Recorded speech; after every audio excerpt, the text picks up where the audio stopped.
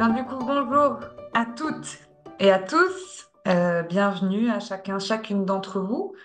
Vous êtes énormément à nous avoir rejoints, 166 personnes finalement, pour ce webinaire. Et donc, c'est franchement un engouement qui nous ravit.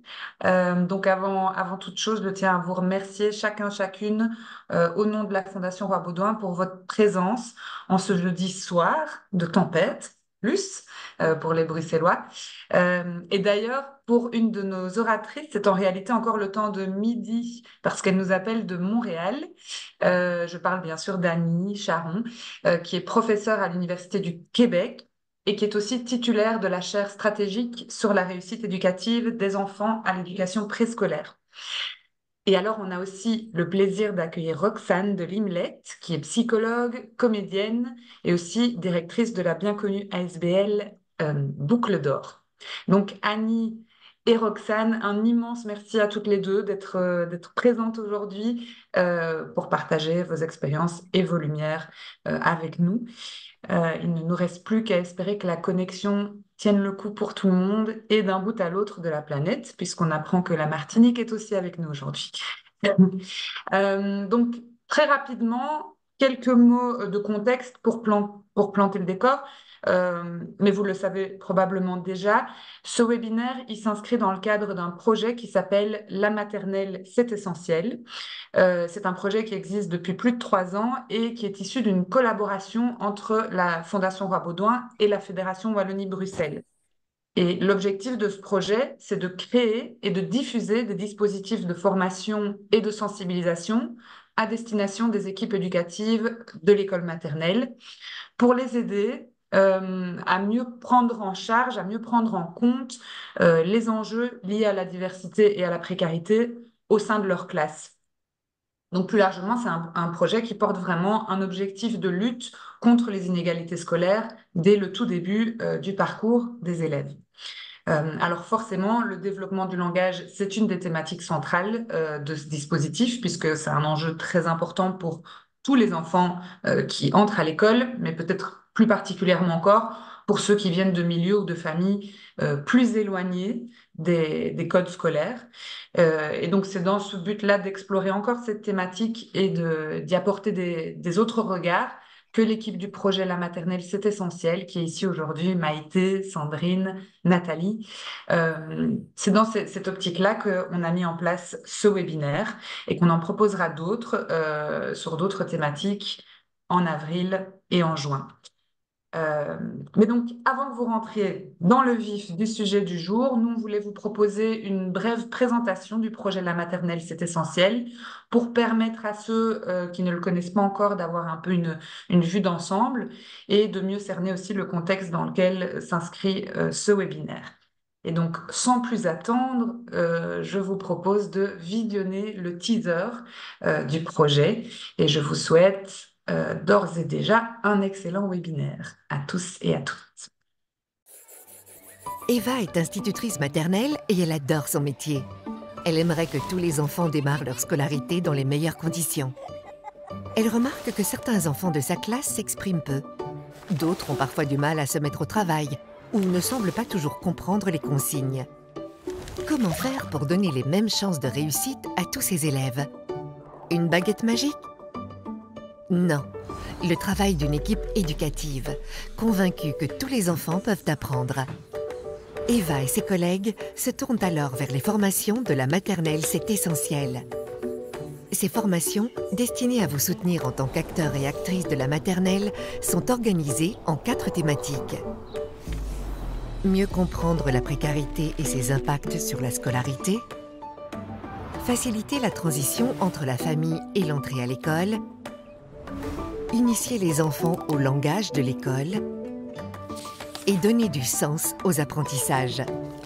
Vous y trouverez des outils d'observation et d'analyse, des exemples de gestes professionnels, ainsi que des accompagnements en individuel ou en équipe. Pour que tous les enfants connaissent un départ positif dans leur scolarité, la maternelle a un rôle clé à jouer. Renseignez-vous auprès de votre réseau, de votre CSA ou de l'IFPC. La maternelle, c'est essentiel. Ensemble, agissons face aux enjeux de la précarité et de la diversité. Voilà, alors une petite plongée dans la maternelle, c'est essentiel. Et donc pour ce soir, vous l'avez compris, nous allons travailler sur la question du langage. Donc le langage qui a une place centrale aux côtés des apprentissages, des transitions, des thématiques donc, qui sont travaillées dans le projet La maternelle, c'est essentiel. Et donc apprendre le langage à l'école, apprendre le langage de l'école, ce sont deux enjeux qui peuvent se confondre, mais qui sont tous les deux d'une importance capitale pour favoriser l'entrée dans l'ensemble de tous les apprentissages scolaires et en particulier, on l'a dit, pour les enfants qui sont plutôt éloignés des codes scolaires. Alors, ce soir, on va vous présenter, donc, je vais vous partager ici quelques...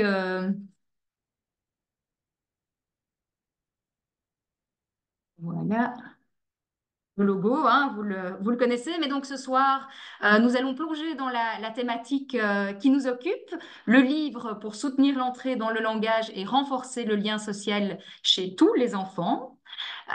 Et donc, Marie vous a déjà introduit Annie Charon et Roxane de Limlette, nos invités du jour, toutes les deux d'un côté et de l'autre de l'Atlantique. On va vous proposer une rencontre, un dialogue entre Annie Charon et Roxane de Limlette, qui travaillent dans des cadres différents, qui ne travaillent pas ensemble jusqu'ici, mais dont la réflexion et les projets se complètent. Voilà, donc pour aujourd'hui, donc vraiment, on va essayer de travailler, de plonger pour pouvoir répondre à la question sur comment les albums jeunesse éclairent et nourrissent l'entrée dans le langage et comment ils peuvent favoriser les relations entre l'école et les familles. Voilà, alors on reviendra à certains éléments du projet, mais donc on va plonger tout de suite dans la rencontre avec Roxane et avec Annie. Et donc ce qu'on va vous proposer, c'est de démarrer avec des projets de Roxane et d'Annie. Et donc on va démarrer avec Roxane. Voilà, donc Roxane, bonsoir. Euh, Roxane, tu as développé des actions autour de moments de lecture et des moments de lecture plus spécifiquement en lien avec la lecture individualisée.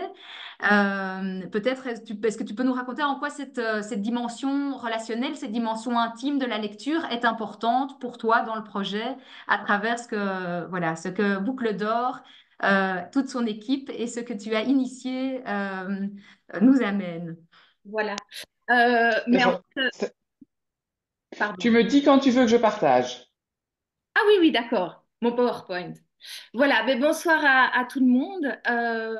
Donc oui, en fait, l'ASBL Boucle d'Or, elle n'a pas vraiment initié en fait cette approche de la lecture individualisée, puisque c'est une approche qui a été pensée, mise en pratique, théorisée depuis maintenant plus de 40 ans par l'association Accès, Action culturelle contre les exclusions et les ségrégations, et qui a vraiment mis en fait cette approche de cette lecture individualisée sur pied pour permettre d'offrir des moments de lecture individualisés aux enfants, même quand ils sont au sein d'un groupe.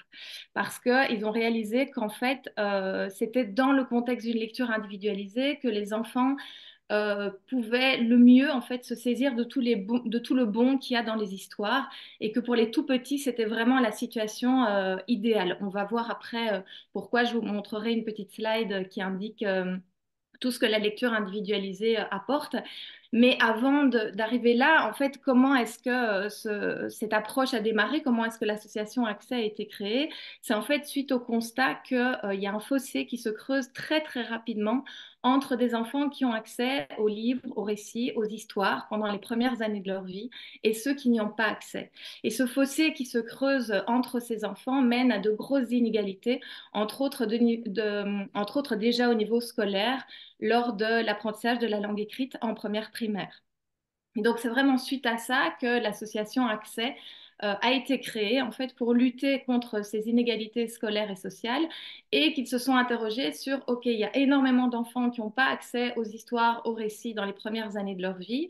On voit l'importance qu'il y a à leur donner accès à ces histoires, etc., et aux livres, aux récits, mais c'est très compliqué, on ne peut pas rentrer dans toutes les familles comme ça. Donc, ils se sont vraiment demandé quels sont les premiers terrains en fait d'intervention pour vraiment poser ces actes qui sont des actes de prévention en fait des inégalités scolaires et sociales. Et donc le premier terrain d'intervention, ça a été les consultations pour nourrissons, l'équivalent des consultations au aînés chez nous.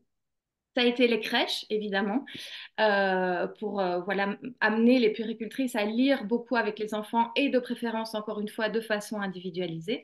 Et puis, évidemment, l'école maternelle, voilà, qui a un rôle aussi essentiel par rapport à ça. Et donc voilà, cette approche de la lecture individualisée, elle offre de nombreux bénéfices par rapport à une lecture de groupe. Là, peut-être on peut montrer la slide sur la lecture individualisée. Donc, la lecture individualisée, déjà par rapport à une lecture de groupe, elle va permettre à l'enfant de choisir son livre. Alors ça, c'est déjà un élément essentiel, c'est que des enfants qui n'ont pas de lecture à la maison, ce sont des enfants qui n'ont souvent jamais l'occasion de choisir leur livre. Or, c'est quand même quelque chose d'extrêmement important que de pouvoir choisir son livre. Il faut savoir qu'on remarque que des tout petits bébés en crèche rampent déjà vers un livre qu'ils ont choisi et il peut y avoir d'autres livres sur leur chemin.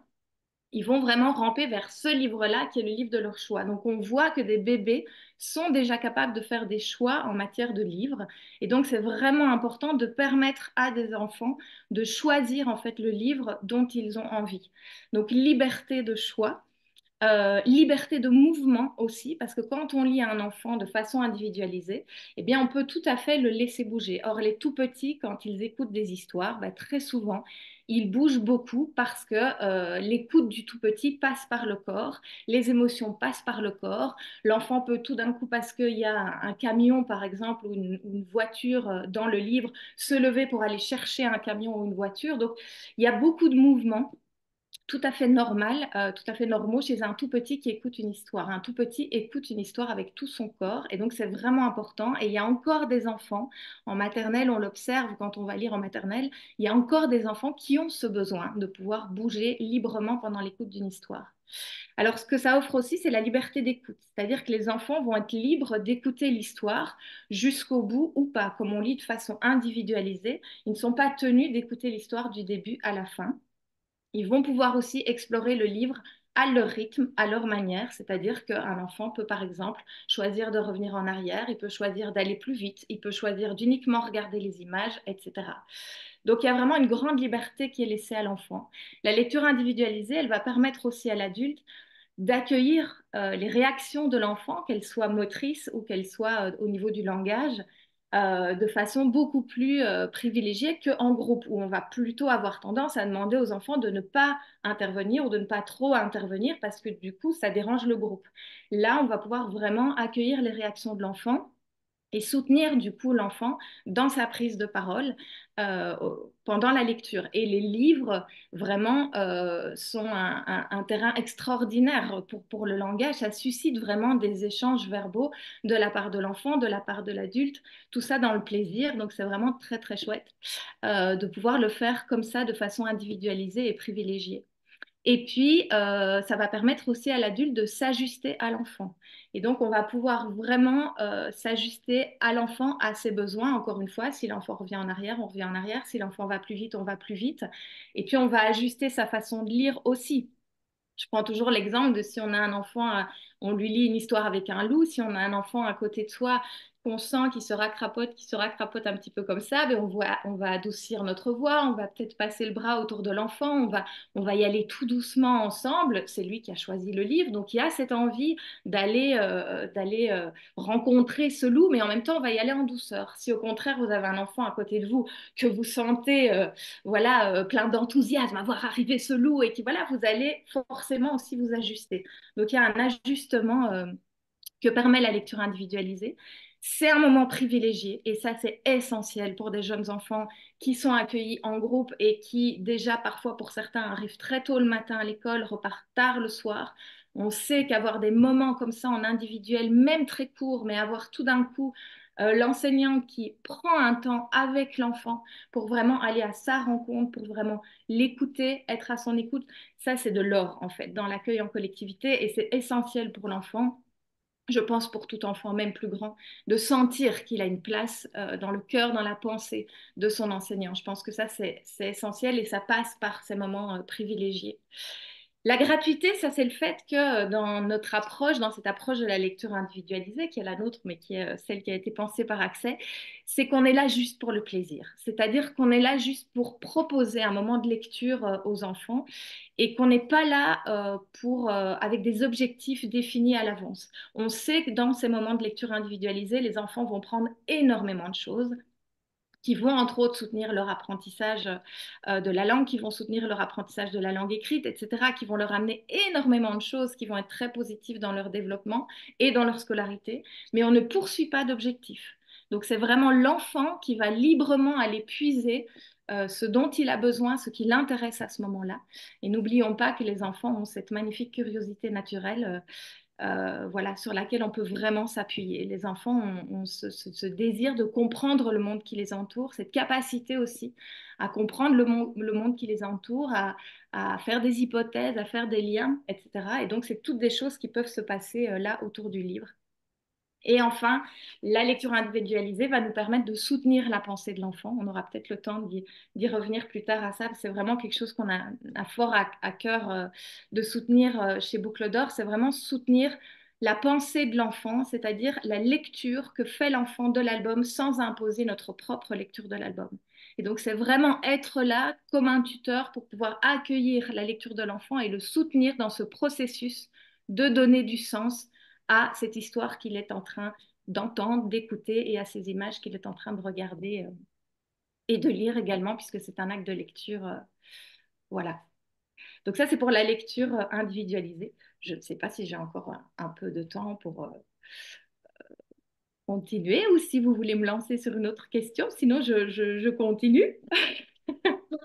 Alors, il y aurait encore plein de choses à dire. Et donc, ce qu'on peut faire, et on va être dans un dialogue, justement. Mais donc, alors, est-ce que Annie est bien avec nous? Est-ce Euh, que vous m'entendez? oui, super. Donc Annie, depuis Montréal, donc Annie a développé avec une équipe hein, un projet qui s'appelle Il était une fois des livres pour toi et moi, dont l'idée est vraiment de venir soutenir la collaboration entre les familles et l'école à travers le livre. Et donc ben, peut-être Annie, quelques mots également, comme ça on plante le décor hein, avec des projets variés mais qui viennent se rencontrer. Si tu peux peut-être nous raconter quelques éléments de l'histoire de ce projet. Oui, bien sûr. Vous me dites si vous m'entendez bien? Oui, ok, parfait.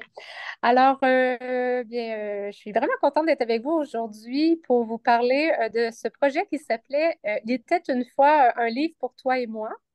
Et en fait, c'est un projet qui a eu lieu en fait dans une école maternelle où quatre enseignantes avec des enfants de 5 ans trouvaient finalement que les enfants arrivaient à l'école avec peu d'expérience en lien avec le livre de littérature jeunesse.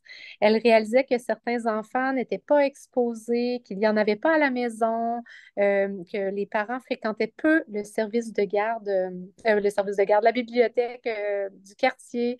Et elles ont eu en fait le goût de faire entrer le livre dans les familles, mais vraiment dans un souci de ne pas vexer les parents. En fait, ce qu'elles souhaitaient vraiment faire, les enseignants de leur côté, c'est d'inviter les parents à venir à l'école et à mettre en place, en fait, une culture, un plaisir autour du livre de littérature jeunesse. Alors, à la prochaine diapositive, vous verrez que l'équipe duquel on était formés, alors il y avait quatre enseignantes à l'éducation préscolaire et une conseillère pédagogique aussi, ainsi que moi. Et on a essayé de réfléchir ensemble à comment on pourrait faire pour que le livre arrive dans la maison et que les parents puissent se sentir compétents à présenter ce livre-là aux enfants, mais aussi juste à mettre des livres dans les mains des enfants de cet âge-là. Alors, comment est né ce beau projet-là? C'est qu'on s'est dit, ben, peut-être qu'on pourrait élaborer des trousses de lecture, c'est-à-dire qu'on pourrait sélectionner différents albums, des albums de différents, là, des abécédaires, des albums, des chercher-trouve, des livres un peu plus dépendamment de différents domaines de développement.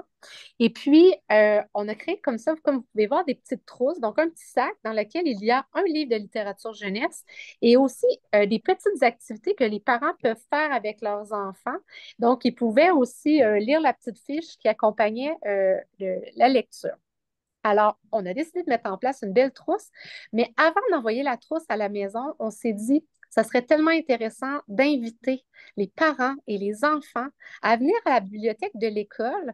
Les enfants pourraient venir en pyjama et on pourrait passer un beau moment autour de la lecture.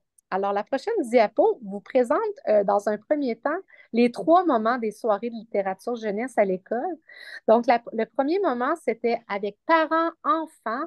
Il y avait une spécialiste de littérature jeunesse qui venait animer des livres, euh, donc comme on peut faire avec des enfants de cet âge-là. Petits et grands étaient captivés par ce moment-là. Et ensuite, les enfants quittaient avec des éducatrices du service de garde de l'école qui avaient été engagées en soirée pour aller prendre une petite collation avec les enfants. Et on continuait de lire des livres aux parents en leur, euh, en leur donnant aussi la parole sur comment ils trouvaient l'histoire, qu'est-ce qu'ils font eux avec leurs enfants. Et en fait, il y a eu beaucoup de modélisation, mais sans jamais dire aux parents, voici comment vous devez faire pour animer un livre. On était vraiment dans l'informel. Et suite à ça, après ce moment-là, les enfants revenaient ensuite avec leurs parents et on leur donnait la chance dans la bibliothèque de choisir. Et ce qui était vraiment génial à ce moment-là, de voir les parents qui refaisaient ce que la spécialiste de littérature jeunesse avait fait. Ah, est-ce que tu peux me dire de quoi tu penses que notre livre va parler? Si on regarde les images, est-ce que tu aimerais que je te lise le titre? Et ce moment-là, c'était vraiment incroyable parce que sans avoir dit aux parents comment ils pouvaient animer le livre, les parents reproduisaient en quelque sorte ce qui les avait marqués dans la modélisation des moments de lecture. Alors, à la prochaine diapositive, donc, vous allez voir différents parents, tout est dans la posture, les enfants assis sur leurs parents, les enfants aussi assis dans ce genre de petits sacs modelables par terre. Des fois, il y avait un parent, des fois, il y avait les 2 parents, le papa et la maman étaient présents. Des fois, il y avait des petits frères, des petites sœurs aussi qui étaient présents. Et ces enfin, on a fait 3 soirées de littérature jeunesse, une en octobre, une en novembre et une en décembre. Et à partir de janvier, les trousses de littérature sont parties. Et ce qui accompagnait aussi les trousses, c'était un petit carnet de lecture où parents et enfants pouvaient faire des dessins ou donner leur opinion par rapport à certains livres qui étaient présentés. Et je vous donne quelques exemples qui étaient illustrés à la diapositive suivante. Donc, vous aviez des petits commentaires du genre Ah, pour ce livre-là, là, je ne vois pas les commentaires, je ne sais pas si on. Oui. Alors, par exemple, pour un livre de Hervé Tullet, c'est un vrai bijou, juste de voir le visage de ma fille, c'était fantastique. Il y en a qui ont aussi fait des dessins. Des fois, les parents étaient très honnêtes. J'ai beaucoup aimé ce livre-là, mais mon enfant l'a aimé un peu moins. Des fois, c'était l'inverse. Donc, c'était vraiment intéressant. Il faut savoir que chaque semaine, les enfants partaient avec un livre à la maison et on en avait au total là, 25 albums qui avaient été élaborés. Alors, chaque semaine, et pour faire un peu du pouce, pour donner le goût des autres albums, la page suivante, vous allez voir ce qui était vraiment intéressant, c'est qu'il y avait même des activités d'élaborer en classe pour faire le pont. Par exemple, pour le livre Yoga Baba, comme petite activité qu'ils avaient à faire à la maison, c'était qu'il y avait plein de feuilles qui reprenaient les positions de l'enfant de Yoga Baba et on demandait aux enfants de découper ses 3 positions préférées et de les coller sur un carton de couleur de son choix. Et ensuite, toutes ces belles images-là étaient dans un coin de la classe où les enfants, durant les jeux libres, par exemple, pouvaient aller reproduire les positions préférées de chacun des enfants de la classe. Il y avait aussi un beau projet qui avait été réalisé avec Merci, où on demandait à l'enfant, tu peux faire une belle carte pour remercier quelqu'un pour quelque chose que tu aimes beaucoup. Alors, je dois vous avouer que beaucoup d'enseignantes ont eu des belles cartes de merci parce que les parents disaient, ben, tu préfères une carte à ton enseignante, elle est tellement gentille avec toi, vous faites plein de belles activités à l'école. Alors, il y a eu vraiment beaucoup de belles activités autour de ce livre-là. Et si ça vous intéresse d'avoir accès à tout ce projet, autant le descriptif, comme je viens de vous le présenter, mais aussi toute la documentation, les fiches pour chacun de ces livres-là, tout est gratuit sur un site Internet qui s'appelle mieuxenseigner.ca. Donc, si vous vous rendez là sur mieuxenseigner.ca, vous pouvez vous inscrire gratuitement. Et si vous allez dans la petite loupe, vous pouvez écrire Il était une fois un livre pour toi et moi et vous aurez accès à tout ce beau projet-là si vous avez le goût de vous en inspirer de votre côté. Alors, c'était une belle expérience pour en fait présenter la littérature jeunesse aux parents et en les aidant à développer peut-être des connaissances, mais vraiment dans une approche très respectueuse du parent. Alors voilà. Merci Annie. Annie, déjà une petite question. Tu l'as mentionné, hein, l'importance de l'environnement dans cette rencontre entre les parents et les enfants, ici dans la découverte de ces premiers albums jeunesse. Donc on sait que l'environnement physique est vraiment important pour pouvoir soutenir le langage. Est-ce que tu pourrais en dire quelques mots à propos de l'environnement physique et de l'environnement interactif pour soutenir en fait le langage oral déjà chez les tout petits. Exact. Donc, c'est sûr que à la maison, que ce soit à la maison ou à l'école, d'avoir des albums de littérature jeunesse qu'on met à la disposition des veulent. C'est sûr que c'est extraordinaire parce que les enfants vont être à explorer le livre. Et il y a une chaire au Québec qui mentionne notamment qu'on devrait toujours avoir des albums aussi pour une tranche, admettons que l'enfant a 5 ans, des albums pour 3 ans et moins, donc des albums comme de 2 ans, et des albums pour 3 ans et plus, 8 ans. Et pourquoi ça? Parce que certains enfants, on sait que vers l'âge de 2 ans, on est beaucoup dans le sensoriel, hein? Le toucher du livre, qu'il soit en tissu, en plastique, cartonné. Donc, c'est vraiment important, mais certains n'ont pas eu cette phase-là et ont besoin de se l'approprier. Donc, des fois, d'avoir des albums pour plus petits, ça peut être d'avoir des grands cartonnés aussi. Donc, d'offrir différents albums de différents formats, de différentes textures, aussi des fois avec des petites caches qu'on peut ouvrir où on peut toucher aussi quelque chose de doux, qui fait un petit peu de bruit quand on touche aussi.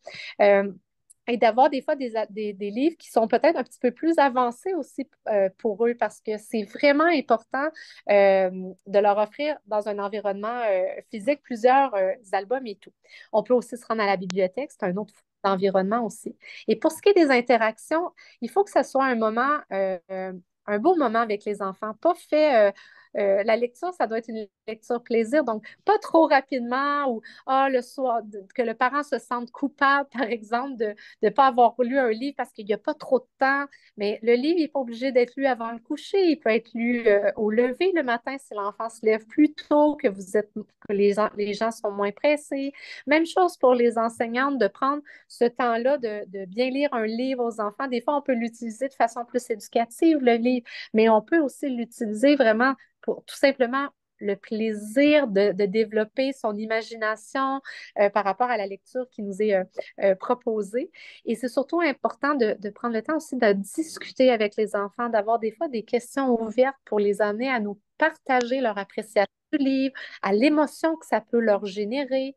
Et des fois, quand on est en grand groupe en classe, on n'a pas toujours ce temps-là où c'est toujours les grands parleurs qui parlent plus que les petits parleurs. Alors, ça peut être intéressant aussi des fois de prendre le temps d'interagir avec les enfants, mais en plus petits groupes. Donc, ça peut être aussi un moment privilégié qu'on peut avoir avec certains enfants. Annie. Alors, je vois qu'il y a des questions qui rentrent dans le chat et on vous remercie. Juste pour vous dire, parce qu'on ne vous a pas redonné le cadre tout à fait dès le départ, mais donc on va avoir évidemment des temps d'interaction, d'abord avec Annie et Roxane sur base de quelques questions, et puis on prendra voilà, certaines questions de votre part. Donc, continuez à en mettre dans le chat. On aura un temps de questions-réponses plus spécifique à la fin, de toute façon.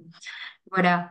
Euh, Roxane, on l'a entendu hein, déjà, donc les livres, ils occupent vraiment une place importante dans le développement cognitif, social, culturel de l'enfant. Euh, on parle dans le cadre du projet La maternelle, c'est essentiel, le fait que des projets autour de la lecture permettent de lutter contre des inégalités sociales, des inégalités scolaires. En tout cas, c'est pour ici dans l'action que les acteurs et actrices de l'école maternelle peuvent mener. Alors, on sait que c'est ça, le fait qu'il y a un lien avec l'absence de livres parfois à la maison ou parfois moins de temps pour lire. On l'a entendu. Comment pour toi, en quoi en fait des projets autour de la lecture peuvent répondre comment peuvent lutter quelque part contre ces inégalités sociales et scolaires? On ne t'entend pas, Roxane. Micro. J'avais Voilà. beaucoup pas faire de bruit pendant qu'Annie parlait. Non, en fait, il y a des choses en fait essentielles qui se mettent en place dans ces premiers moments de rencontre avec les livres, dans les premières années. Et il y a beaucoup de choses qui vont après avoir un impact, entre autres, je le disais, sur l'apprentissage de la langue écrite, etc. Donc, une première chose qui est vraiment importante, c'est que quand on lit, c'est moi qui veux que le bruit, il y a un bruit, c'est pas chez moi, hein. Quelqu'un chez qui ça fait beaucoup de bruit, Sandrine, peut-être? Ouais. Non. Peut-être si chacun peut couper son micro, Oui. voilà, ça a disparu. Super. Donc déjà simplement, quand on va lire régulièrement des histoires avec un tout petit, voilà, depuis qu'il est bébé, etc., il y a quelque chose d'essentiel qui va naître chez ce tout petit, c'est l'envie d'apprendre à lire. Voilà, et ça, on l'observe déjà chez des tout petits en crèche qui prennent le livre, alors parfois à l'envers, on se précipite pour prendre les appareils photo parce qu'on trouve ça trop mignon, mais ce qu'on oublie de se dire à ce moment-là, c'est voilà, c'est là que ça commence l'apprentissage de la langue écrite. En fait, c'est là, déjà, dans ce tout petit, qui se projette lecteur autonome, qui déjà naît chez lui l'envie de pouvoir se positionner en lecteur autonome, de pouvoir avoir accès au livre tout seul et de pouvoir avoir ce plaisir de lire à quelqu'un, parce que c'est là aussi que ça se joue. Donc l'importance qu'on prenne du plaisir quand on lit avec les enfants, parce que c'est ça qui leur donne envie aussi de prendre un livre et de prendre le plaisir de raconter à un autre. Et on le voit déjà chez les tout petits. Donc ça, c'est déjà quelque chose d'absolument essentiel qui se met en place chez certains enfants et chez d'autres pas. Or, quand on va rentrer dans l'apprentissage formel de la lecture en première primaire, mais on sent bien que pour des enfants qui arrivent en se disant ah, enfin, on va m'apprendre à lire, ça fait longtemps que j'attends, et qui savent pourquoi ça a un sens, ben, ça va vraiment soutenir l'apprentissage de la langue écrite, là où pour d'autres enfants, pourquoi apprendre à lire? Voilà. Donc ça, c'est déjà quelque chose d'essentiel qui se met en place quand on lit comme ça avec des tout petits. Alors, autre chose qui est absolument essentielle, c'est la familiarisation avec l'écrit. C'est-à-dire que plus on va lire des livres avec des tout petits, plus ils vont se familiariser. Et encore une fois, on n'est pas dans l'apprentissage précoce de la lecture, pas du tout. On est juste dans ces moments de plaisir.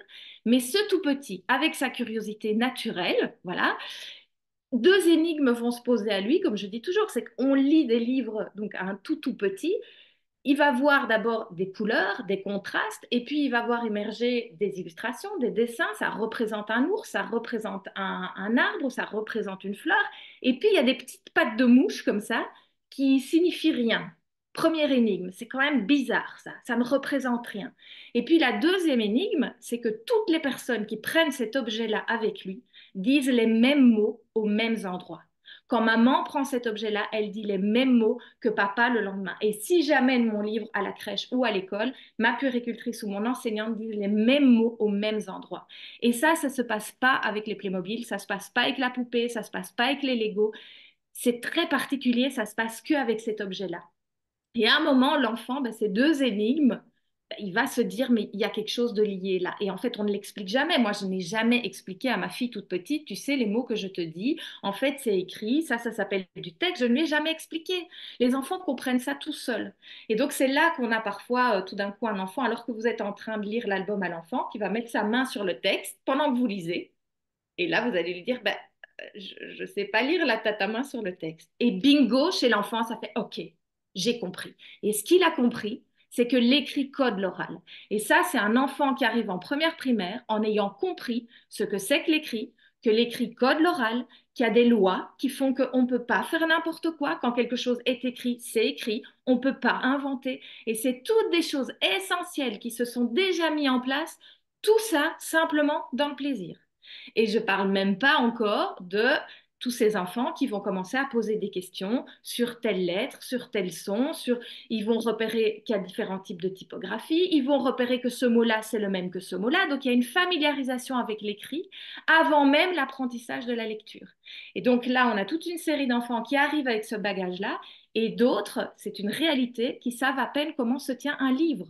S'il n'y a pas une illustration qui représente quelque chose sur la couverture, ces enfants ne savent pas dans quel sens on tient un livre, dans quel sens on tourne les pages. Or, on voit déjà des tout petits à la crèche au tout début de maternelle, les enseignants ici, je suis sûre qu'ils l'ont déjà observé, qui prennent un livre et qui déjà mettent leur doigt sous le texte et font. Et le petit lapin, il rentre dans sa maison avec sa maman et voilà, ils racontent l'histoire comme ils s'en souviennent, mais ils mettent déjà le doigt et ils suivent. Vous imaginez tout ce qui s'est mis en place chez certains enfants, là où d'autres arrivent sans avoir eu tout ça, sans avoir eu ces heures de lecture plaisir.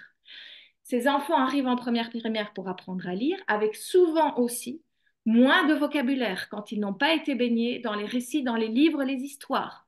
Or, quand vous apprenez à lire, qu'est-ce qui se passe? Vous décodez un mot, parapluie. Parapluie. Pourquoi ça fait-il? Pourquoi la petite lumière, elle s'allume? Parce que ce mot-là, vous avez dans votre lexique. L'enfant l'a dans son lexique, donc ça vient lui dire, tu as bien lu, c'est juste. Yes, je continue. Et tout ça, c'est encourageant. On s'est dit, OK, j'y arrive. Et c'est boostant, en fait. Là où l'enfant qui ne comprend pas les mots qu'il lit, c'est décourageant. Et en plus, s'il y a trop de mots qu'il ne comprend pas dans une phrase, il ne comprend pas ce qu'il lit non plus. C'est décourageant. Et donc, on a toute une série d'enfants qui, parce qu'ils rencontrent seulement le livre dans le cadre scolaire, eh bien, le livre va devenir un objet scolaire potentiellement rébarbatif, qui vont repousser. Là où d'autres enfants vont s'accrocher beaucoup plus dans cet apprentissage difficile parce que pour eux, le livre, c'est des heures de plaisir. C'est des heures de rire avec papa et maman. C'est des heures de plaisir et des câlins avec les grands-parents. C'est des heures de plaisir parfois avec leur puéricultrice ou leurs enseignantes maternelles parce qu'il y a eu ces rencontres intimes avec le livre dans ces moments-là. Et donc, l'enfant est déjà accroché au livre. Pour lui, le livre est d'abord et avant tout un ami. Ok, je transpire là en classe, mais le livre est un ami. Et du coup, et je terminerai par là, parce qu'il y a encore plein de choses qu'évidemment les rencontres précoces avec le livre amènent, mais du coup, ce qui est important, c'est qu'avec ces enfants, et là c'est plus un message pour les enseignants primaires, avec ces enfants qui transpirent dans l'apprentissage de la lecture, il faut absolument continuer à leur lire des livres. Et bien souvent, les parents à ce moment-là diminuent en fait et finissent par arrêter de lire à leur enfant parce que l'enfant apprend à lire et donc il doit lire tout seul, il faut qu'il s'entraîne. C'est essentiel que les enseignants en primaire et les parents continuent à lire des histoires pour que l'enfant reste dans un rapport positif au livre et à la lecture. Voilà. Merci, Roxane. Alors on l'entend, hein, voilà, ce plaisir de lire est indispensable. Alors il y a ce plaisir de lire, comment est-ce qu'on l'amène déjà chez les tout petits, comment est-ce qu'on l'amène à la maison. Et on a évidemment avec nous ce soir ben, beaucoup d'acteurs et d'actrices de l'école maternelle, des enseignants, des accueillants extrascolaires. Annie, est-ce que tu aurais quelques clés, quelques pistes? On entend vraiment que la qualité des interactions elle est vraiment importante pour la suite, pour la réussite éducative. Comment est-ce qu'on peut interagir avec un groupe d'enfants, hein, parce qu'on sait qu'à l'école, en scolaire, en extrascolaire, on a des groupes. Comment est-ce qu'on peut soutenir donc finalement ces apprentissages de l'oral? Là, on est vraiment sur l'école maternelle, sur le préscolaire. Est-ce qu'il y a des pratiques que les enseignants, les accueillants extrascolaires peuvent mettre en place pour solliciter l'engagement des enfants dans cette lecture, qu'ils aient eu ou pas cette habitude à la maison. Oui, c'est ça super intéressant ce que Roxane mentionnait, c'est il faut s'assurer aussi à la maternelle d'avoir des lectures toujours plaisir, des lectures où on n'arrête pas à tout moment notre lecture pour expliquer un mot, s'assurer de la compréhension des enfants. Euh, Au Québec, on a une publicité en lien avec le lait et ça dit un verre de lait par jour, c'est bien, mais deux verres de lait par jour, c'est mieux. Et nous, c'est ce qu'on dit souvent aux enseignants, essayez de ne pas avoir seulement une lecture par jour, mais d'avoir des fois deux lectures par jour. Il peut y avoir une lecture où on va avoir peut-être une visée un peu plus, une intention plus pédagogique en se disant, ben, dans le cadre de cette lecture-là, je souhaite enrichir leur vocabulaire, enrichir leur compréhension en lecture et tout, mais on peut aussi avoir des lectures seulement pour le plaisir, pour imaginer, être créatif et tout. Et tout à l'heure, je voyais même dans les conversés, mais qu'est-ce qu'on fait quand un parent ne sait pas lire ou ne parle pas la langue? Il faut aussi que l'enseignante valorise le fait que même si on ne sait pas lire ces petites pattes de mouche, comme disait Roxane tout à l'heure, les images, elles sont là pour nous. Elles sont là pour nos yeux. Elles sont là pour faire travailler notre créativité. Et combien de fois certains enfants vont prendre des livres, des fois, qui ne leur ont pas été encore lus et pour lesquels on va s'inspirer des images pour s'inventer une histoire. Et ça, c'est important de le dire aux parents. Vous pouvez aussi lire un livre dans un premier temps à partir des images. Et ensuite, vous pourrez aller voir par rapport au texte. Certains livres, certains albums, on appelle ça des albums sans texte. Il n'y aura pas de texte et chacun va pouvoir y aller avec son histoire à lui aussi.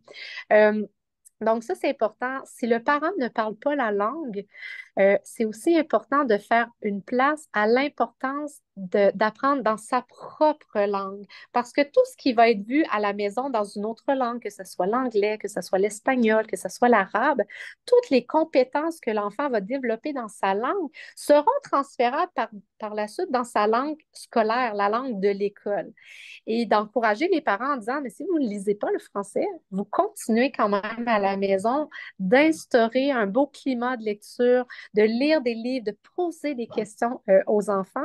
Et vous pouvez aussi encourager les enfants à, ah, toi, à la maison, tu as des livres en espagnol, alors je t'invite à les amener pour qu'on puisse les regarder, pour voir les mots. Pourquoi ne pas inviter aussi les parents à venir en classe, lire un livre dans sa langue maternelle. Les enfants, ils vont être curieux. L'enseignante, de son côté, pourra traduire ou expliquer l'histoire si elle a une version en français ou une version espagnole de l'autre côté. En fait, ce qu'il faut faire, c'est à la maternelle, euh, et, euh, ce qu'on souhaite, c'est que les enfants qui n'ont pas eu cette chance-là de découvrir les livres, qu'ils aient la chance de les découvrir et ceux qui ont déjà eu la chance de leur dire que le livre qui est à la maison, il se poursuit à l'école. Cet univers-là va être aussi là. Et comme le disait tout à l'heure Roxane, les enfants, ils n'ont qu'un souhait, mais quand est-ce que tout ça me sera accessible? Comment ça fonctionne, l'écrit? Comment je vais faire, moi, pour apprendre à lire? Un enfant qui pose beaucoup de questions, c'est qu'il est rendu là, quand on se questionne. Et qu'est-ce qui est écrit ici? Et qu'est-ce qui est écrit ici? Et en plus, de s'assurer que le livre n'est pas toujours juste dans les mains de l'enseignant ou du parent, mais de donner et de faire confiance à l'enfant pour qu'il puisse le manipuler, ce livre-là. Comme le disait tout à l'heure Roxane, dans quel sens qu'on tourne les pages? Dans quel sens je tiens mon livre? De quel côté? Ah, je lis en français, je lis de gauche à droite. Je lis de haut en bas.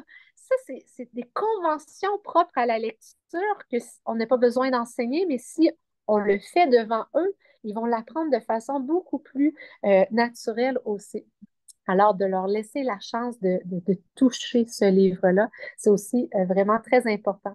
À la maternelle, on peut regarder des livres en classe, mais on peut aussi sortir à l'extérieur. Tout le monde s'amène on fait un pique-nique à l'extérieur, on emmène des livres à l'extérieur. Pendant une détente, la détente, au lieu de faire les yeux fermés, notre détente, c'est une détente en regardant des livres. En fait, le livre devrait toujours être présent on est à la maternelle, on a des transitions des fois. Des fois, certains enfants vont terminer une petite tâche plus vite que les autres. Ah, tu as le droit d'aller chercher un livre. Quel est le lien en fait avec la langue maternelle dans tes pratiques, dans les pratiques de Boucle d'Or? Comment est-ce que vous travaillez cette question de la langue maternelle, de la famille, de l'enfant? Oui, mais en fait, nous, c'est vraiment le terrain qui nous a amené à nous questionner là-dessus. Parce que tout simplement, moi, j'arrivais en classe maternelle, je suis arrivée dans une classe maternelle avec ma valise, tous mes livres, pour faire de la lecture individualisée, pour voilà, proposer des moments de lecture aux enfants et leur faire goûter au plaisir de la lecture. Et je débarque dans une classe où la grande majorité des enfants, quasi tous, parlent une autre langue que le français à la maison. On est en début d'année scolaire et je suis confrontée pour la première fois à une réalité que je ne connaissais pas, c'est-à-dire l'angoisse, en fait, la peur des enfants qui débarquent dans un lieu qu'ils ne connaissent pas et ils ne parlent pas la langue. Et donc, l'enseignante ne peut pas se mettre accroupie devant l'enfant et lui expliquer, papa, maman, ils vont revenir tout à l'heure, maintenant tu vas rester un petit peu avec nous. On ne peut pas lui expliquer non plus que là, on va mettre le petit manteau pour aller à la récré. Bref, et je sens à la fois le désarroi des enfants et à la fois le désarroi des enseignants. Les enseignants me l'expriment d'ailleurs en disant on n'est pas formé pour accueillir tous ces enfants qui parlent une autre langue que le français à la maison. Il y a trop d'enfants et voilà, je viens plusieurs semaines et je constate que pour certains enfants, ça reste difficile longtemps en fait. Et donc forcément, je suis touchée par cette situation et en fait, je me suis plongée dans la littérature autour de cette question de ces enfants qui rentrent dans le français au moment de la rentrée à l'école, de comment un enfant rentre dans la langue de scolarisation, toutes ces questions qui touchent au plurilinguisme, etc. Et là, je réalise que ça fait 10 ans maintenant qu'on sait que c'est important que les enfants soient accueillis dans les milieux d'accueil, que ce soit crèche ou école, avec leur langue et leur culture. Que les enfants sentent que leur langue maternelle, il y en a parfois plusieurs, sont accueillis, valorisés à l'école. Et là, ben, tout simplement, j'ai été amenée à me dire, ben, qu'est-ce que je peux faire, moi, avec mes livres, quand je viens lire en classe, comment je peux, moi, faire du lien entre les langues et les cultures pour essayer de soutenir ça, en fait. Et du coup, c'est ce qu'on a fait. Et du coup, tout naturellement, on a été amené, parce qu'on était avec les maternelles, à travailler forcément avec les parents. Parce que du coup, ben voilà, il n'y avait pas le choix, il fallait qu'on aille chercher les parents parce que je n'ai pas la chance de parler toutes ces langues que je rêverais de parler, mais je ne les parle pas. Et donc, il fallait aller chercher les parents, rencontrer les parents, construire des imagiers plurilingues ensemble, parce qu'on peut trouver un imagier plurilingue tout fait. Vous n'avez jamais toutes les langues de la classe. Donc, du coup, on a travaillé avec les parents. Et là, on réalise à quel point c'est positif, non seulement pour cette question de valorisation des langues maternelles, mais aussi pour cette question de valorisation des compétences des parents, parents qui souvent se tiennent en marge de la scolarité de leur enfant, parents qui souvent se culpabilisent de transmettre une langue qui n'est pas le français, qui se disent qu'en fait, bah, ils n'ont pas le choix parce qu'ils ne parlent pas français, mais que c'est quand même problématique parce que du coup, leur enfant risque d'être en difficulté à l'école, alors que c'est juste formidable des parents qui transmettent leur langue maternelle à leur enfant et qu'en fait, c'est vraiment quelque chose qu'il faut valoriser. Le plurilinguisme n'est pas un problème pour un enfant par rapport à sa scolarité. Ce qu'il faut, c'est que l'enfant ne se trouve pas pris dans des conflits de loyauté où il sent qu'il y a d'une part la langue de l'école, la culture de l'école, et d'autre part la langue et la culture de la maison qui doivent bien rester à l'extérieur de l'école. Et on a des enfants qui se sentent comme ça pris dans des conflits et qui vont soit investir à fond l'école et rejeter la langue maternelle parfois, et les langues familiales, en disant non, je ne veux pas que vous parliez la langue de la maison à l'école, non, je suis gênée, j'ai honte, etc. Ou l'inverse, des enfants qui vont refuser de s'investir dans les apprentissages à l'école parce qu'ils ont l'impression d'être déloyaux par rapport à la famille. Et donc, ce qui est très important, c'est que l'enfant sente que ses langues familiales et le français sont aussi riches, aussi importantes dans sa vie. Voilà, qu'ils sentent qu'il y a une reconnaissance de la richesse de ces langues de la même façon que le français et que toutes les autres langues, en fait, que ces langues ont une place aussi à l'école, qu'elles sont accueillies, qu'elles sont valorisées. Ça, c'est essentiel. Et que le parent le sente aussi, pour que les parents transmettent cette langue maternelle, ces langues maternelles avec fierté. Voilà, ça c'est essentiel. Et là où le bas blesse parfois, c'est pas au niveau du plurilinguisme, à condition qu'on accueille ces langues, ces cultures. Ce qui blesse parfois, c'est le fait que ces enfants, dans leur langue maternelle, n'ont pas assez de vocabulaire. Et là, on rejoint le problème qu'on va avoir avec n'importe quel enfant qui grandit dans la langue française, mais dans une langue française qui n'est pas suffisamment riche, parce que les parents n'ont pas les outils ou pas le temps, pas les moyens de parler beaucoup avec leur enfant, parce qu'on ne lit pas d'histoire et qu'on est beaucoup dans un langage du quotidien, fait d'injonctions, etc. Et que du coup, le langage est très restreint et que ces enfants arrivent avec très peu de vocabulaire et entre autres très peu de vocabulaire de la langue du récit qui est la langue qu'on retrouve dans les livres et qui est la langue qu'on utilise quand on raconte quelque chose qui s'est passé, qui ne se passe pas au présent, qui va se passer, un projet ou une histoire où on part dans l'imaginaire. Ça, c'est la langue du récit. Et c'est vraiment un autre sac de vocabulaire, comme dit une de mes collègues, que le sac de vocabulaire du langage qu'on utilise au quotidien et qui est essentiel en fait pour la scolarité. Donc un enfant qui arrive avec un sac de langue maternelle, de vocabulaire, de richesse syntaxique qui est trop pauvre, ça va être problématique dans n'importe quelle langue en fait. Et trop souvent avec ces enfants-là, c'est pas ça qu'on va pointer du doigt, c'est qu'on va dire oui mais c'est embêtant, cet enfant parle turc à la maison, c'est ça le problème. Et c'est pas ça le problème. Et donc c'est compliqué en fait. Il faut faire attention à ne pas tout de suite incriminer le plurilinguisme qui en soi, en principe, n'est pas le problème, à condition, encore une fois, qu'on accueille les langues maternelles des enfants, qu'on accueille les cultures des enfants et qu'on en fasse une richesse pour tous les enfants. Et je vous assure que quand on s'ouvre à ça, quand on accueille les parents, quand on commence à travailler avec toutes ces richesses-là, mais on le sent très vite en fait à quel point c'est précieux. Et je pense que c'est souvent des peurs qui font qu'on ne se lance pas, mais en fait c'est tellement chouette, c'est tellement gai, et du coup les parents deviennent partenaires, ils s'investissent dans la scolarité de leur enfant, c'est tout gagné, c'est tout bénéf pour tout le monde en fait. Voilà. Merci Roxane. Merci, ben, c'était vraiment dit avec l'expérience de terrain et donc je pense que ça c'est vraiment important hein, comme le fait de pouvoir accueillir la culture, la langue des parents comme un acte symbolique qui est fort vraiment pour pouvoir accueillir les familles et pour reconnaître finalement l'enfant à l'école donc à travers ici le livre. Je pense qu'Annie est revenue avec Annie nous. est revenue, oui. Super. Annie, donc voilà, il y a des petites coupures, hein. Il neige à Montréal, Oui. peut-être que c'est un peu difficile à ce niveau-là.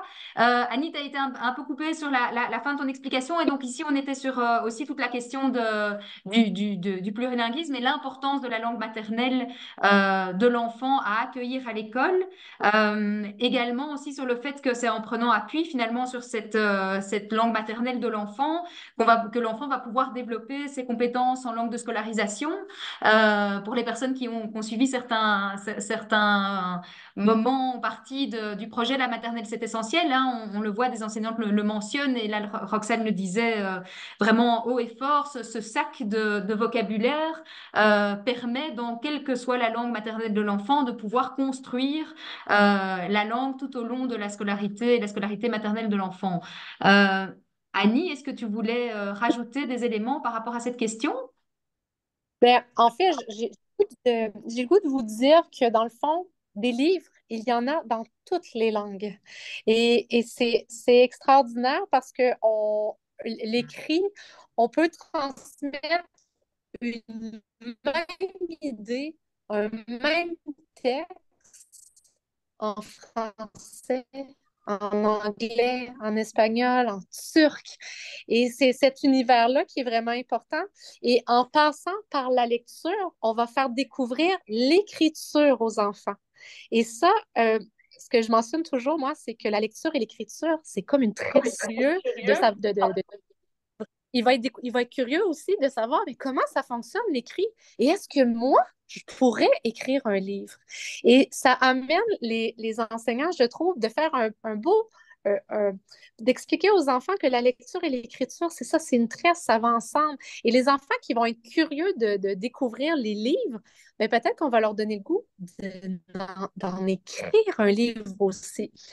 Et de leur présenter vraiment différents types d'écrits, c'est vraiment très, très, très important. Comme je le disais, de mettre à leur disposition des livres de recettes et d'en profiter pour cuisiner avec les enfants quelque chose, pour leur faire découvrir ce monde-là de l'écrit, de faire des poèmes. Ah, et à quoi ça sert l'écrit? Donc, de passer même par la lecture pour présenter l'écriture, ça peut être vraiment aussi une richesse. Annie, peut-être on peut rebondir, hein, Roxane, sur cette question du sens pour justement l'enfant. Hein, quand ici Annie parle on fait le lien entre la recette de cuisine, le livre de cuisine et cuisiner. Cette importance de soutenir ce processus, de donner du sens à travers la lecture, déjà chez le tout petit. Euh, voilà, si tu as envie en dire quelque chose. Oui, en fait, il y a une chose que j'aime bien rappeler, c'est que la lecture, c'est d'abord et avant tout une rencontre intime, affective. C'est-à-dire, C'est où est-ce que cette œuvre-là, avec de l'écrit, avec du graphisme, où est-ce qu'elle va venir me toucher? Où est-ce qu'elle va venir me faire vibrer? Où est-ce qu'elle va venir provoquer des émotions? C'est ça la lecture, en fait. C'est ça qui fait qu'on a envie d'y revenir, à lire, qu'on n'arrive pas à le lâcher. C'est ça. C'est parce que ça vient nous faire vibrer. C'est parce que ça vient nous toucher. Et ça, c'est essentiel de jamais l'oublier. Il faut que les enfants puissent vivre ce type de rencontres-là. Il faut qu'ils puissent vivre des rencontres intimes avec les livres. Et c'est ça qui fait qu'un livre peut nous tomber des mains quand on a 18 ans et puis on le retrouve à 40 ans et on se dit, mais c'est génial, ce livre est extraordinaire, ce livre est magnifique, parce qu'on n'est pas le même à 18 ans et à 40 ans. Donc, voilà, je ne sais plus pourquoi je vous disais ça. J'ai perdu le fil de la question. Oui, voilà pour le sens. Et donc, ce qui est important, c'est cette boucle, en fait, qui va du livre à la vie et de la vie au livre. C'est-à-dire que le livre vient nous toucher quelque part, et le livre va aussi faire qu'on va voir les choses différemment. Donc, il y a une influence mutuelle, je trouve. Il y a quelque chose qui va se teinter mutuellement. C'est que le lecteur va teinter un petit peu le livre de ce qu'il est lui, et que les lectures vont venir teinter aussi la façon dont on voit le monde.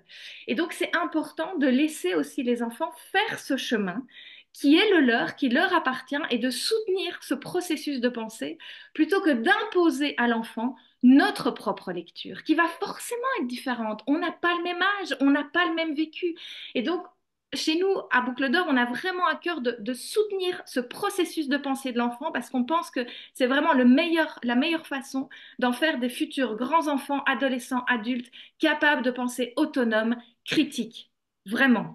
Parce que si on impose chaque fois notre point de vue à l'enfant et qu'on demande chaque fois à l'enfant d'adhérer à notre point de vue, ça fait des adultes qui vont avoir l'habitude d'adhérer à une parole qui se scande, voilà, et qu'on vient aussi scander des slogans avec ceux qui crient le plus fort, et c'est rassurant, et on est avec le groupe, et on ne pense même plus, on ne se dit pas, oui, mais attends, est-ce que c'est en accord avec mes valeurs? Est-ce que c'est en accord avec ce que je pense?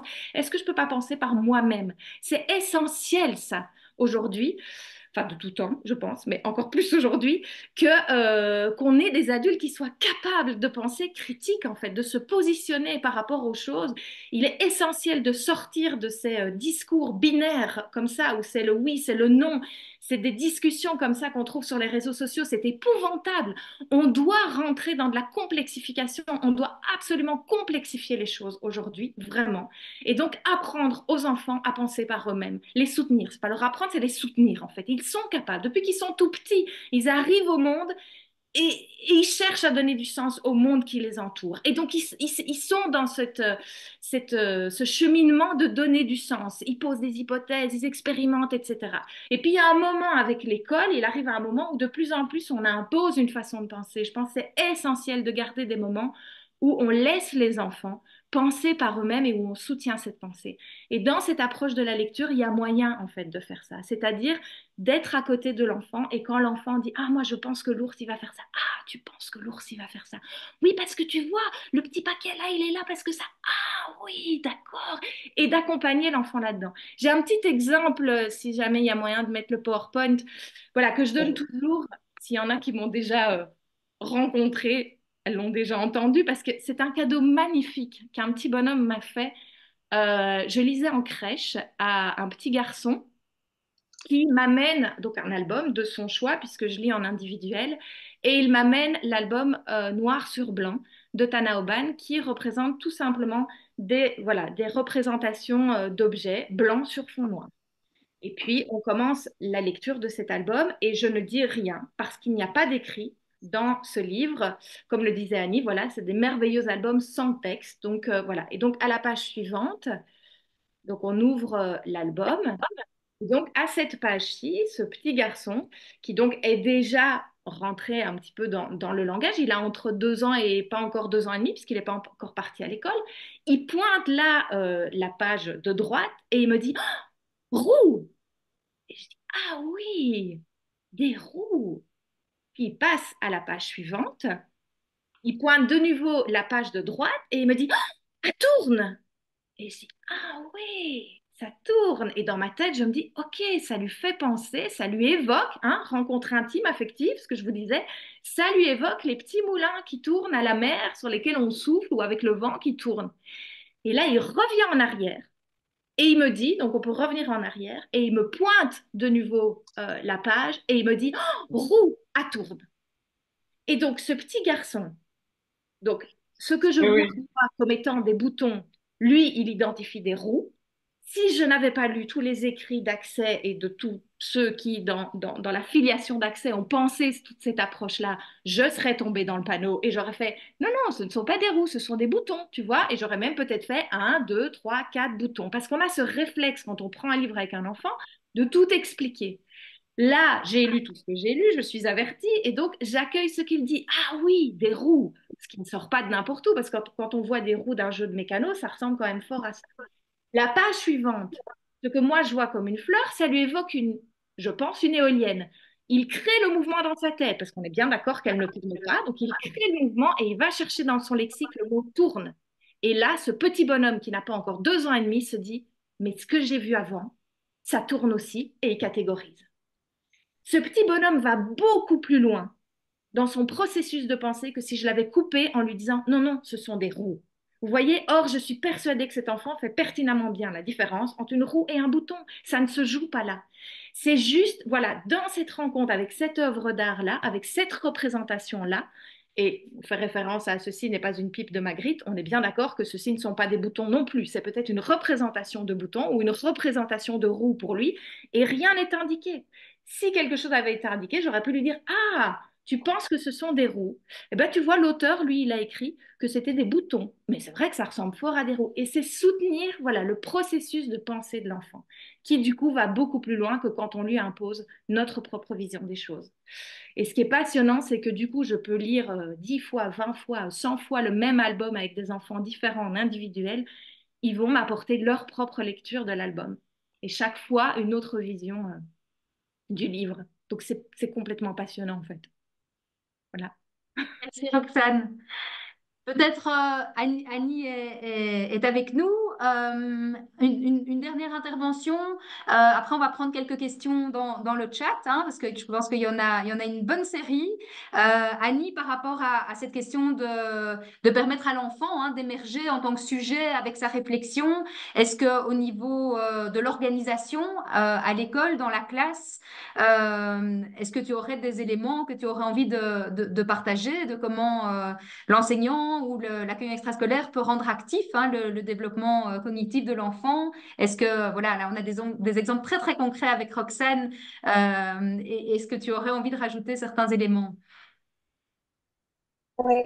Alors, je trouve que Roxane, de découvrir un livre des fois en individuel avec un enfant ou avec un certain petit groupe, mais aussi des fois de faire vivre le livre. J'ai vu aussi dans le chat d'avoir des fois des marionnettes, des fois de fabriquer avec eux des marionnettes, des fois il faut bouger, de peut-être mimer le livre qu'on est en train de faire. Des fois, il y a des bruits, on pourrait prendre des instruments de musique et mettre une, une captation des bruits, faire vivre le livre autrement. Des fois, on peut arrêter notre lecture et demander aux enfants, mais qu'est-ce que tu ferais, toi? Où est-ce que tu le cacherais, ce trésor? Imaginons un livre avec des pirates qu'ils ont un trésor. Où est-ce que tu le mettrais, ce livre-là? Donc, de les amener à se projeter, à utiliser ce qu'il faut retenir, je pense que c'est le message qu'on essaie de passer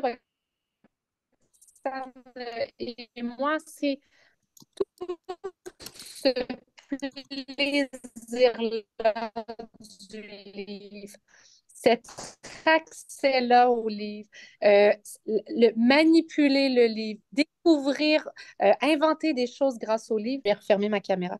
Alors, vraiment, dans la classe, de faire une rotation des livres, d'avoir des livres en lien avec la thématique. Donc, si votre thématique, c'est les sous-marins, mais que vous savez que certains enfants adorent le hockey, il faut aussi avoir des livres qui vont intéresser les enfants et de leur donner la chance de manipuler ces livres-là, mais surtout leur donner le temps aussi de nous parler des livres. L'autre fois, j'étais dans une classe et l'enseignante de maternelle, dans la journée, elle offre la chance aux enfants de raconter un livre à sa place. C'est l'enfant qui prend la parole, c'est l'enfant qui raconte le livre. Des fois, c'est un livre qui a déjà été lu par l'enseignante, mais l'enfant va revenir le relire. Et c'est intéressant parce qu'il va faire les mêmes intonations que l'enseignante. Il va vraiment reprendre ce livre-là et il va nous expliquer pourquoi il l'aime. Et j'aimerais aussi vous dire que les livres, ils peuvent être lus aux 4 ans, ils peuvent être lus aux 5 ans, ils peuvent être relus même au primaire parce que les enfants, ce qu'ils aiment, c'est de redécouvrir un livre avec quelqu'un de différent, mais c'est aussi, je dirais, de savoir quand est-ce que ça va être drôle dans l'album. Ah oui, ça s'en vient, le passage où on va rire. Alors ça aussi, c'est important. Ah, merci Annie. Je vais passer la parole à Sandrine qui a suivi un peu le chat. Voilà, si tu as quelques questions à faire remonter. Oui, mais c'est-à-dire que Adi a suivi le chat en même temps, et donc Tout elle à a déjà répondu à certaines questions qui étaient apparues. Il y a des questions qui sont assez pratiques autour de ce que Roxane a pu expliquer. C'est, par exemple, si on dit, si on, pour que l'enfant comprenne quand on lit que les mots, parce que tout le monde lit en même temps, mais si on ne lit pas vraiment et qu'on raconte le livre, est-ce que ça marche quand même? Il y a la question de, ben, il y a des enfants qui ont un sac à mots moins rempli que les autres. Comment est-ce qu'on s'organise pour que ce sac puisse se remplir dans une classe, avec aussi l'observation que souvent les enfants qui ont moins l'occasion à la maison d'être exposés aux livres et de remplir ce sac à mots, les mots du récit, comme tu disais, ben, ils sont aussi un peu moins souvent présent à l'école maternelle. Et donc, comment on fait pour que ça se tricote bien là dans les. Et alors, qu'est-ce qu'il y avait? Oui, il y avait des questions d'avoir sur des livres en différentes langues, mais ça, je pense qu'on a déjà dit. Et alors, oui, Annie a déjà pointé qu'il y avait des astiques qui allaient dehors pour raconter les livres avec des marionnettes, etc. Et puis, il y en a une qui partageait aussi que c'est non seulement elle va dehors, mais elle va aussi dehors avec des livres pour observer la nature et donc pour identifier qu'est-ce qu'on voit et reconnaître dans la nature ce qu'on voit dans le livre avec des enfants de M2, donc de deuxième et troisième maternelle. Voilà, pour ce que j'ai vu passer dans le chat, un peu rassemblé rapidement pour ramener les. J'ai euh, oublié la première. Pardon? J'ai oublié la première question. Bon, la première, c'était laquelle que j'avais dit en premier? C'était augmenter les sacs à mots, c'est ça? Non, ça c'était la suivante. Il y en avait un. Avoir des livres. Ah oui, c'était lire en même temps. Ah oui, oui, si on Si je ne respecte pas ce que je lis.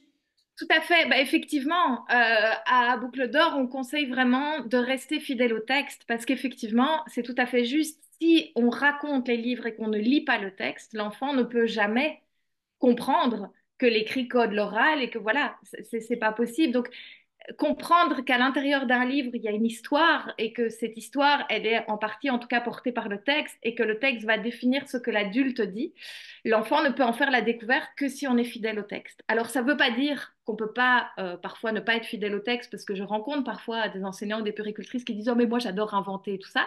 Je dis «Bah pas de souci parce que c'est vrai que ce sont des choses qu'on peut aussi faire avec un livre. On peut lire un livre en inventant une histoire. L'important je pense c'est de le dire à l'enfant alors, de dire «Bah tu sais, je vais raconter avec mes mots». Parfois aussi on fait ça parce qu'on n'a pas assez de temps.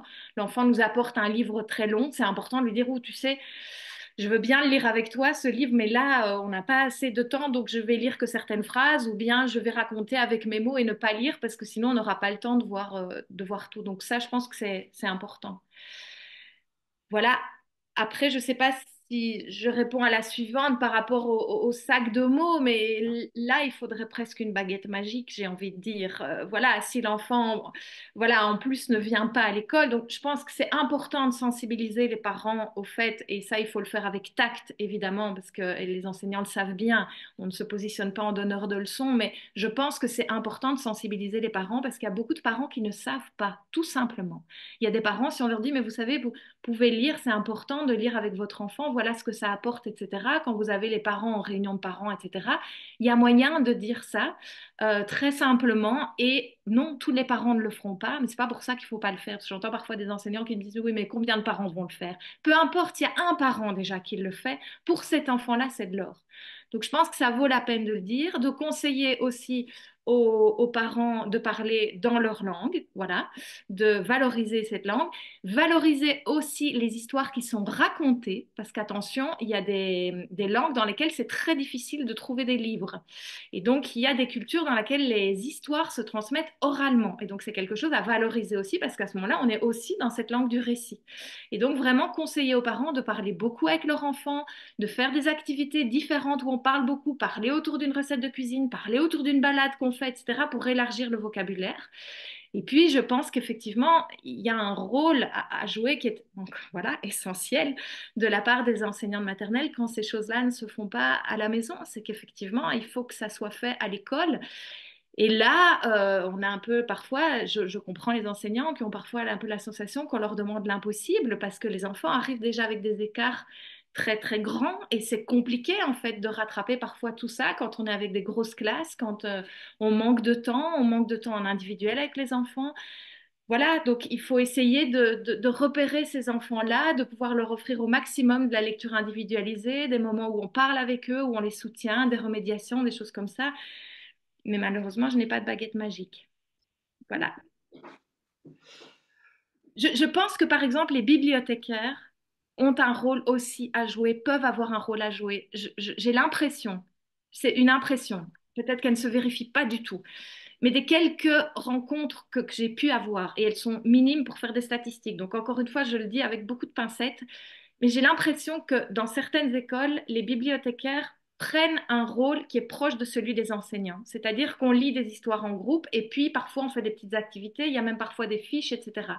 Je pense que peut-être ce serait intéressant de pouvoir collaborer avec la bibliothécaire ou le bibliothécaire de l'école en disant que parfois c'est important de peut-être prendre certains enfants seuls pour faire de la lecture individualisée, même chez les plus grands, de passer du temps à ça, plutôt que de faire des choses que les enseignants peuvent déjà offrir en offrant de la lecture de groupe à l'école. Mais voilà, je lance ça, je ne sais pas. Mais Des pistes voilà. dont on cherche à se saisir. Je vois Annie qui essaye de rentrer, qui ressort, qui revient, qui repart. J'espère qu'elle va quand même pouvoir profiter un petit peu de ce moment parce que ça doit pas être très agréable pour elle. Elle doit être... Euh, je... En tout cas, si je peux rebondir sur une chose qu'Annie avait dite, je trouve super intéressant cette idée de proposer dans les classes des livres pour l'âge des enfants, encore que c'est déjà compliqué de mettre une trentaine, mais de toujours avoir à l'esprit de 3 ans avant, 3 ans après. Je trouve ça génial. Génial. Et du coup, je voulais rebondir aussi sur le fait de l'importance de soigner les bibliothèques de classe. Je sais que ça prend énormément de temps et que vous n'en avez déjà pas assez. Mais ayez ça dans un coin de votre tête. Les enfants n'ont parfois pour seul accès aux livres que la bibliothèque de classe. Il faut en avoir conscience. Il y a des enfants qui ne pousseront jamais les portes des bibliothèques, qui n'ont pas de livres chez eux. C'est le seul accès qu'ils ont aux livres. Il vaut mieux moins de livres, mais des beaux livres, un petit coin attrayant, que des livres déchirés, des livres pas en bon état, des livres qui ne sont pas adaptés. Parfois dans les écoles, voilà, on a des dons de livres et on prend tout et on se dit, oh, ça en fait en plus. Sélectionnez, choisissez des beaux livres. C'est parfois difficile de faire le tri. Moi, ce que je fais en général, c'est que je prends le livre et je me dis, est-ce que c'est un livre que je mettrais dans la bibliothèque de mon enfant s'il avait cet âge-là? Oui, non, dans sa chambre. Est-ce que je le mettrais? Si c'est non, ça n'a pas sa place là. Vraiment, je pense qu'il vaut mieux moins de livres, mais des livres en bon état qui donnent envie. J'aimerais bien voir plus de belles bibliothèques dans les classes. Je pense que c'est important. Voilà. Alors, j'invite tout le monde à à aller lire un peu le chat parce qu'il y a énormément d'idées qui sont échangées de trucs qui se donnent entre enseignants là pour des parrains lecteurs d'enfants. Ça marche vraiment. Il y a C'est quelque chose qu'on des a. albums de... Pardon? Non, j'allais dire, c'est quelque chose qu'on a mis en place à Boucle d'Or. C'est pas du parrainage, mais le projet des petits ambassadeurs du livre a justement été mis sur pied parce qu'on avait beaucoup d'enseignants qui nous disaient à juste titre, oui, ok, c'est super la lecture individualisée, on comprend bien l'intérêt, mais comment on fait? On en a 25, on en a 24, comment, voilà. Et donc, on a créé le projet des petits ambassadeurs du livre, qui est la formation d'une équipe d'enfants lecteurs volontaires en primaire qui s'engagent à aller lire régulièrement des histoires en individuel aux enfants de maternelle. Et ça, voilà, c'est vraiment de l'or ce projet-là. Et les enfants ne sont pas formés à bien lire, c'est pas ça, ça vient tout naturellement avec le plaisir. Ils sont formés à accompagner des tout petits. Comment est-ce qu'on réagit quand le tout petit revient en arrière, etc. Voilà. Voilà.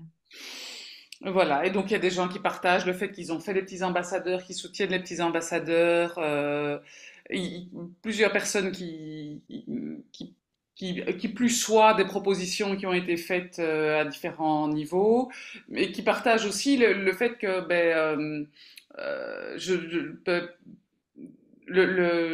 à certains moments, on leur dit de ne pas lire dans d'autres, en français parce que ben, on n'a pas le bon accent pour lire en français ou enfin voilà, il y a parfois des maladresses dans la façon dont les choses sont communiquées autour de la lecture aux parents. Euh, et donc oui, merci pour l'idée de faire participer des parents à la classe par rapport à la lecture dans une autre langue. Participer au concours de la petite fureur de lire, des papiers des mamies conteurs. Ouais, super. Euh, alors, il y a l'auteur Rascal en maternelle, moi je ne connais pas, qui paraît qu'elle est très bien. Oui, il y a aussi le projet auteur en classe de la Fédération Wallonie-Bruxelles qui vous permet de faire venir gratuitement un auteur dans votre classe. J'imagine que vous êtes beaucoup à le connaître, mais je le dis quand même si vous ne le connaissez pas. Ça peut être très très chouette aussi. Il faut juste s'y prendre très à l'avance parce que ça se remplit très très vite. Mais il n'y a pas de gros dossier à remplir, c'est facile. C'est juste un petit document. Je vous le dis parce que... Mais donc il y avait un des auteurs qui était enfin, qui était plébiscité dans le chat, n'est disponible qu'en 2025 pour la prochaine fois. Donc voilà, ça doit de se remplir très vite. Et Le- pratique qu'on voit des fois au Québec, c'est que quand on a exposé les enfants à plusieurs types d'écrits, ben, les enfants ont des fois le goût de faire leur propre livre et de faire un petit salon du livre avec eux où ils vont pouvoir inviter les autres classes ou les parents à venir à l'école. Alors ça leur fait découvrir que même s'ils sont jeunes, même s'ils sont petits, ils ont des belles idées et on peut travailler, on met au service peut-être la dictée à l'adulte, c'est l'enfant qui va choisir qu'est-ce qu'il veut écrire et l'enseignant peut l'écrire à sa place. Donc, d'avoir ce genre d'activité-là qui met les enfants en projet, en fait. alors, Merci Annie. Alors, je vois qu'il est 19h27. On s'était engagé à passer 1 heure et demie avec vous. On pourrait encore en parler pendant des heures et écouter Roxane et Annie, mais on va devoir tout doucement clôturer ce webinaire. On voulait juste encore partager deux, trois éléments avec vous pour faire le lien avec le projet La maternelle, c'est essentiel. Donc, je vais juste repartager quelques éléments avant qu'on puisse se saluer.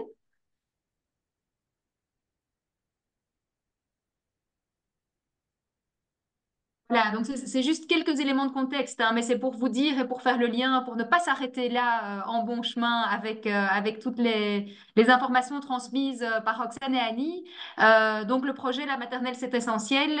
Il a démarré en 2020 et donc il y a des dispositifs et des outils de formation et de sensibilisation qui ont été co-créés avec certains d'entre vous. Il y a encore des personnes qui étaient là au tout début du projet mais donc des acteurs et actrices qui travaillent dans les écoles ou autour de l'école.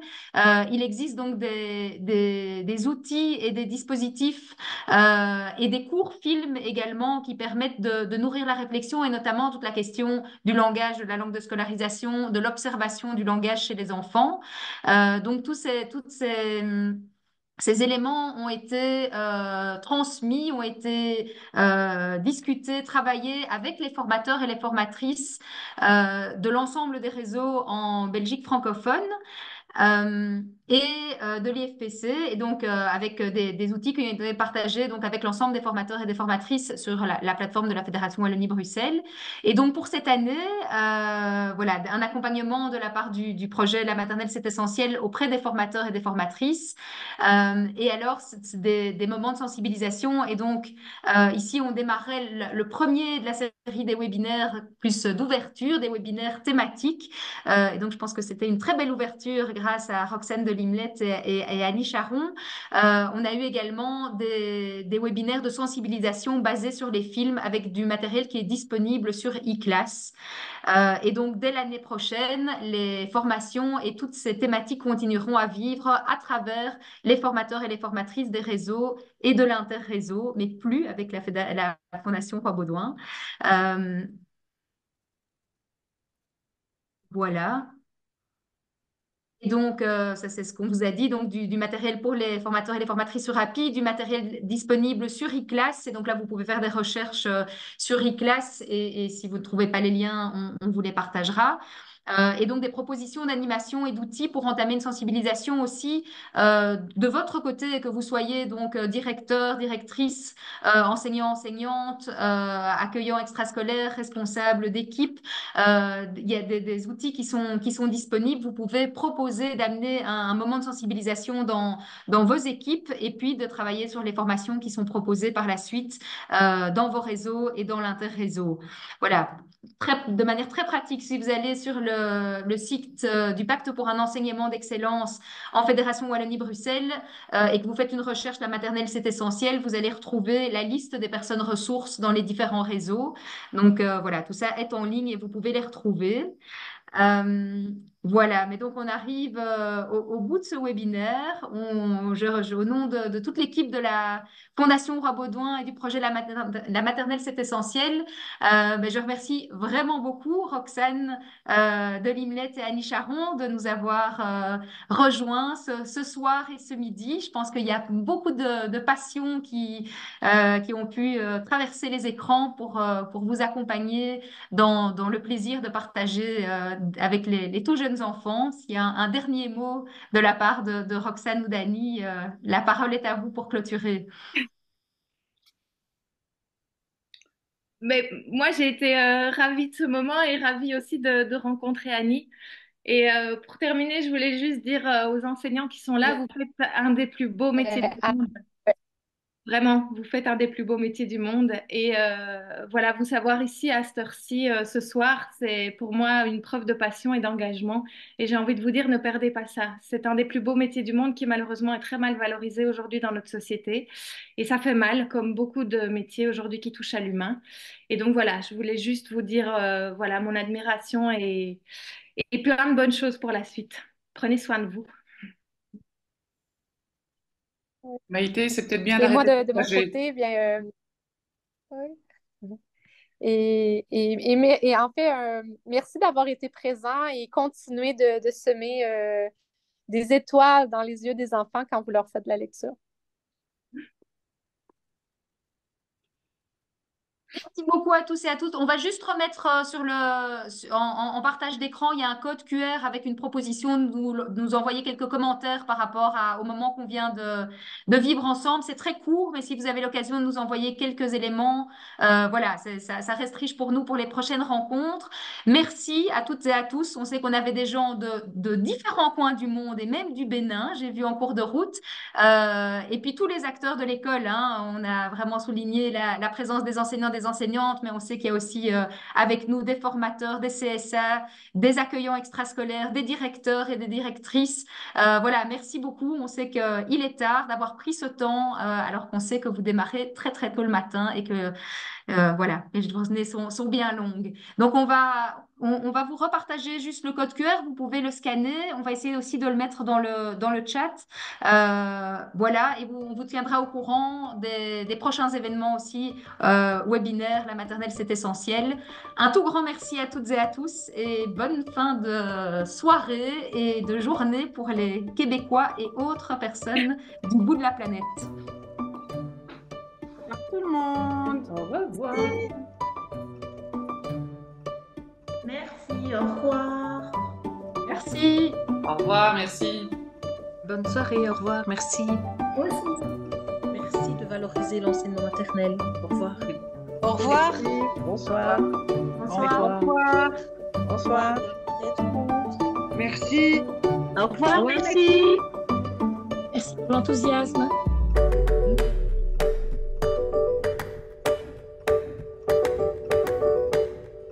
Merci de valoriser l'enseignement maternel.